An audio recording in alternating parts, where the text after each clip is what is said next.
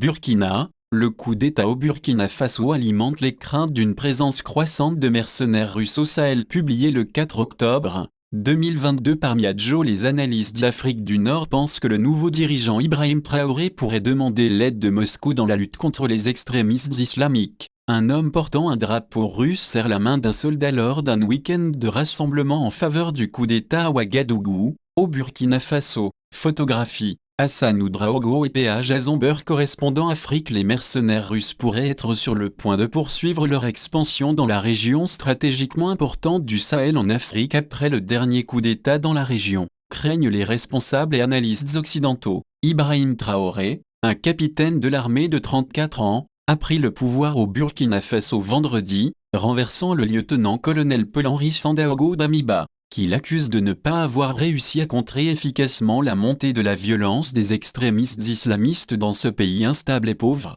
La communauté internationale a largement condamné l'éviction de Damiba, qui a lui-même renversé le président démocratiquement élu du pays en janvier. Traoré a désormais promis d'engager toutes les forces combattantes à se recentrer sur la question sécuritaire et la restauration de l'intégrité du territoire, du pays. Beaucoup pensent que Traoré est susceptible d'inviter l'aide de Moscou pour renforcer la lutte acharnée du pays contre les extrémistes islamiques, qui a forcé 2 millions de personnes à fuir leur maison et en a tué des milliers. Au cours du week-end, des centaines de manifestants, certains agitant des drapeaux russes, ont allumé des incendies, déchiré des barbelés, jeté des pierres sur l'ambassade de France dans la capitale, Ouagadougou, et ont attaqué un centre culturel français dans la ville de Bobo-Dioulasso. Le coup d'État intervient au milieu d'une nouvelle poussée de la Russie pour gagner en influence et accéder à des matières premières précieuses en Afrique subsaharienne ces derniers mois. Après des années d'efforts prudents mais opportunistes à travers le continent,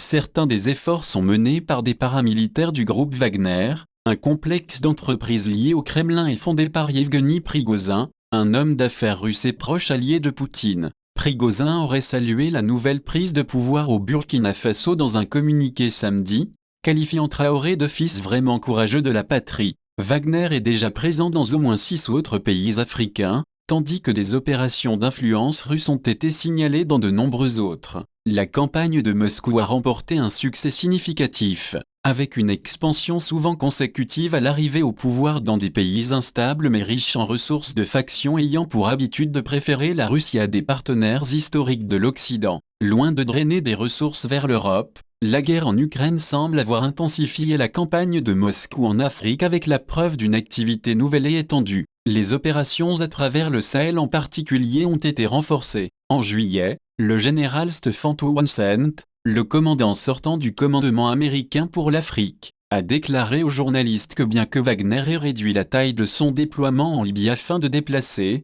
des agents pour combattre en Ukraine, le groupe n'avait pas fait de même au Mali, où Wagner aurait environ 700 combattants. Il semble se pencher sur le Mali autant qu'ils l'ont toujours été, a déclaré Townsend. Wagner a été embauché par le nouveau régime au Mali l'année dernière pour combattre les extrémistes islamistes après un deuxième coup d'État 9 mois après le renversement de son président en août 2020. Les relations avec Paris se sont fortement détériorées. Une importante contre-insurrection française au Mali a depuis été réduite et la violence s'est intensifiée. Au Soudan, où Wagner est impliqué dans une importante opération d'extraction d'or depuis plusieurs années, les avions civils et militaires russes ont augmenté la fréquence de leur rotation de volume. Plusieurs avions ont été repérés effectuant des vols hebdomadaires vers une piste d'atterrissage au nord-ouest de la ville d'Omdurman, transportant parfois des officiers supérieurs de l'armée russe. Jusqu'à 5 atterrissaient à l'installation en une seule journée plus tôt cette année. Le terrain pour de nouveaux déploiements de combattants Wagner a souvent été préparé ailleurs en Afrique par des campagnes globales sur des mois,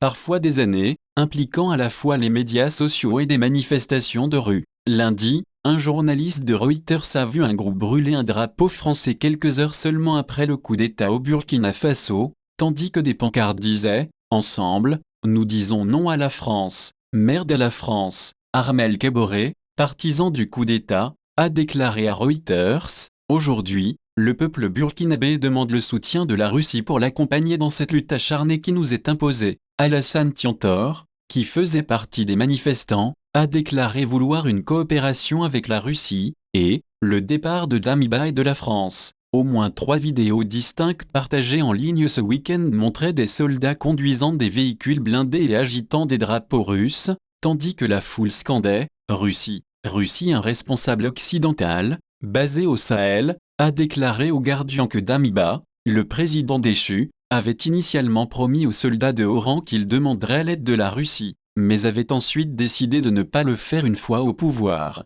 Il aurait pu faire venir des conseillers, ou des armes, ou Wagner, ou quoi que ce soit d'autre, mais cela ne s'est pas produit et c'est l'une des choses qui a provoqué la fin de ses détracteurs dans les forces armées, a déclaré le responsable. Ces derniers jours, certains partisans de Traoré ont ouvertement appelé le Burkina Faso à remplacer ses liens autrefois étroits avec la France par une nouvelle alliance avec la Russie, un point de discorde qui divise le MBSR, junte, l'armée et même la population depuis des mois et le choix des partenaires internationaux, a déclaré Constantin Gouvy, chercheur burkinabé à Klingendael, l'Institut néerlandais des relations internationales. Damiba penchait vers la France, mais on pourrait voir le MBSR Explorer plus activement des alternatives désormais, avec la Turquie ou la Russie par exemple, a ajouté Gouvy. Le Burkina Faso a été au centre de l'expansion croissante de groupes liés à Al-Qaïda et à l'État islamique, après que les violences qui ont commencé au Mali voisin en 2012 se sont propagées à d'autres pays au sud du Sahara.